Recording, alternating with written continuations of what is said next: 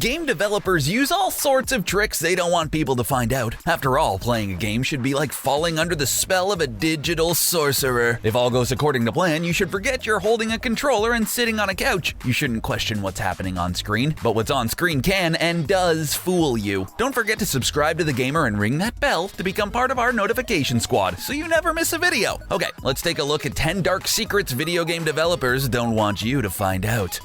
You might have more hit points than you think. Numbers are supposed to mean something. They're supposed to describe the world as it is, but in some games, numbers can deceive just as much as they illuminate. You have a health bar in both Assassin's Creed and Doom, but not all the numbers those bars represent are made equal. When you're about to die, or when the visual information on screen is telling you your situation is at its most dire, the game is actually lying to you. Oh! That's because when your hit points are low, your hit points don't drain as quickly as they do when they're high. Your low hit points have a higher value. And why would a game fudge the numbers like that? Well, to make combat more exciting, of course. If you actually have more health left than you think, you're more likely to survive a combat encounter by the skin of your teeth. Turns out barely scraping by in a fight is a real thrill. Bioshock does something similar. When you lose what would be your last bit of health, you become invincible for 2 seconds. If you get hit after that, you die. But if you kill the enemies during that invulnerable period, you just might live. Game designers want to give players those kinds of epic moments, so sometimes they make their numbers tell lies.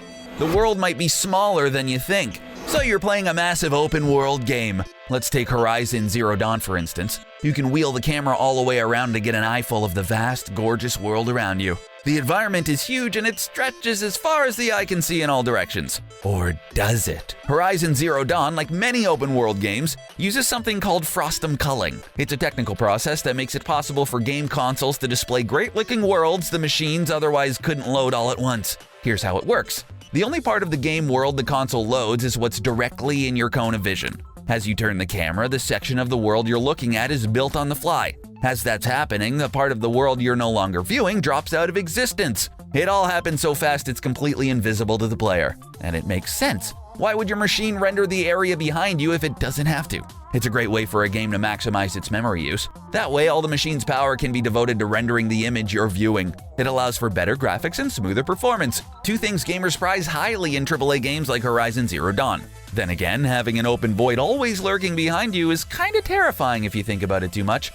The Alien is cheating. Alien Isolation may have been a divisive game when it came out, but it has a lot going for it. For starters, it offers a fantastic recreation of the ship and overall vibe of the sci-fi horror movie Alien. If you're a fan of the movie and you want to play a similar game, look no further. It also happens to be a brutally difficult survival horror game. Set 15 years after the events of the first film, Alien Isolation puts you in the space boots of Amanda Ripley, Ellen Ripley's daughter. Ellen gets lost in space at the end of the movie, so the game follows Amanda's mission to find her. It plays out like a game of cat and mouse. Naturally, the xenomorph alien is the cat, and you're the mouse. The job is to sneak around without getting spotted because once the alien knows where you are, your life expectancy drops to near zero. To make it feel like you're being hunted by an alien, the developers gave the beast 2 separate AI brains. One brain cheats, it knows exactly where you are at all times. The other doesn't, and that's the one controlling the alien's body. The all-knowing part gives the alien brain hints about where to find you. As a result, you're never sure when the creature will appear, but you can always be sure it will.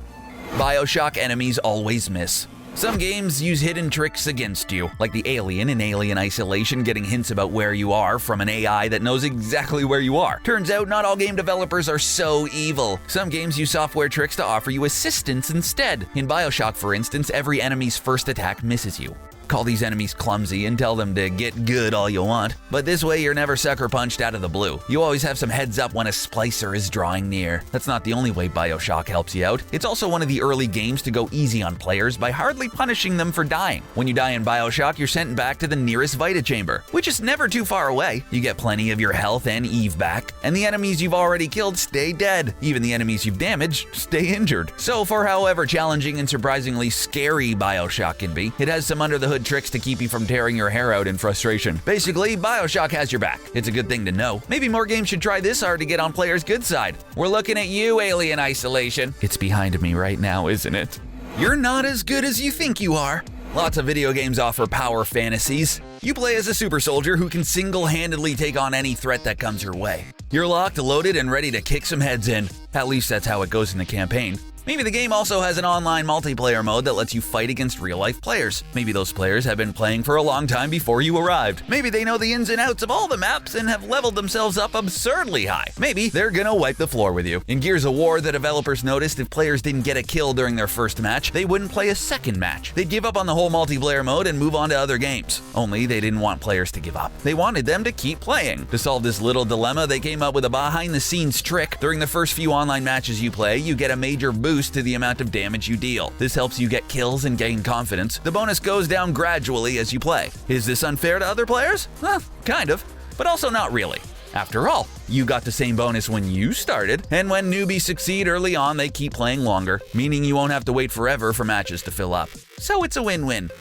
Hellblade is based on a lie.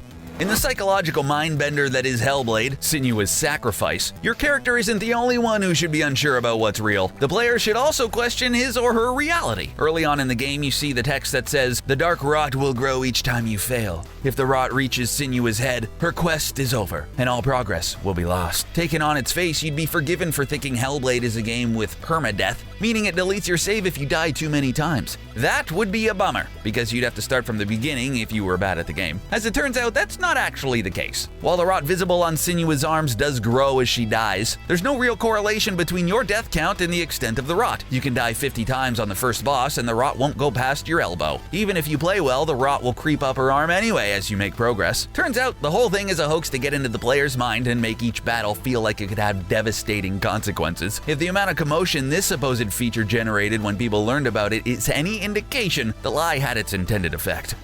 Left 4 Dead wants to kill stragglers. Believe it or not, in 2008, everyone actually believed Half-Life 3 would arrive sooner rather than later. Obviously, Valve didn't prioritize the much-wanted Half-Life sequel. Instead, they released Left 4 Dead, a cooperative game that pits a group of 4 survivors against terrifying hordes of fast-moving zombies. Teamwork is the name of the game as you and your partners try to make your way from point A to point B without falling under a ferocious mass of the undead. Programming the AI for the zombies must have been a difficult task. Not only do they have to pose a credible threat to the foursome, but they also have to figure out which player to hunt. The solution Valve came up with was a brilliant one that ensured every player would have something to do.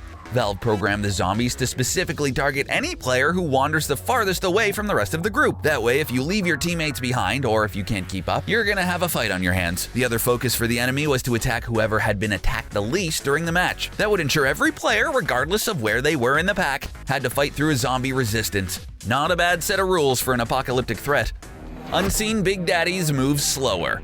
Ladies and gentlemen, let's be clear about this one point. Bioshock loves you. It respects you and it wants you to succeed. In addition to what we already discussed about enemies always missing the first shot they take against you, Bioshock has another helpful trick up its sleeve. When you're not looking at a Big Daddy, it moves slower. It's like the children's game, Red Light, Green Light. In that game, when the leader says, "Green light," everyone makes a mad rush forward. When the leader says, "Red light," you'd better stop or you're out. A similar thing happens in Bioshock, but it also happens behind your back, so you'd never know it unless the developers talked about it on Twitter, which is exactly how word got out. When you're facing a Big Daddy, it moves at an intimidating speed. They're big, they're bulky, but like linebackers, they're quick on their feet. Unlike linebackers, and unfortunately for you, they have a giant drill instead of a hand, and they would much like to see you dead. But turn your back on a Big Daddy and it slows down. The reason? It makes you less likely to get killed when you're not looking at the enemy. It might feel like a cheap shot for you to look down and see a drill protruding from your chest from a Big Daddy you were running away from. Come to think of it, yeah, it would. You can jump after walking off a ledge. Here's a secret some side-scrolling games use, but they don't want you to know about it. When you're running toward a pit and you press the jump button to leap across it, you might not push the button in time. If the physics were exact, your character would plummet down the pit to an early demise. But these games don't have exact physics. Shocking, I know. These games don't care if you jump just a bit too late. They'll give it to you. Call it hang time. Or you could call it what some game developers call it, Coyote time. That's a reference to Wile E. Coyote who, when chasing Roadrunner, would run off a cliff and remain suspended in the air until he noticed the ground was no longer under his feet. Then, he'd fall. If he were in one of these games, he should have just jumped instead. Does this sound like cheating? Are these games made for babies? Guess what? Turns out it's actually super frustrating to play a side-scroller with exact physics. You'd fall in a lot of pits and you'd quickly realize you weren't having any fun. So let's appreciate the games that give us a little leeway with jumps. Sometimes we push buttons too late. Let's just be thankful a tiny mistake like this isn't always a death sentence.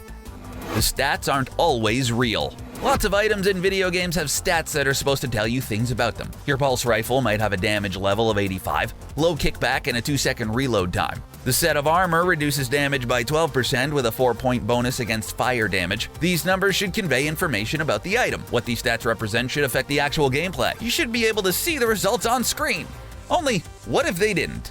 And what if you couldn't? What if those stats were just for show?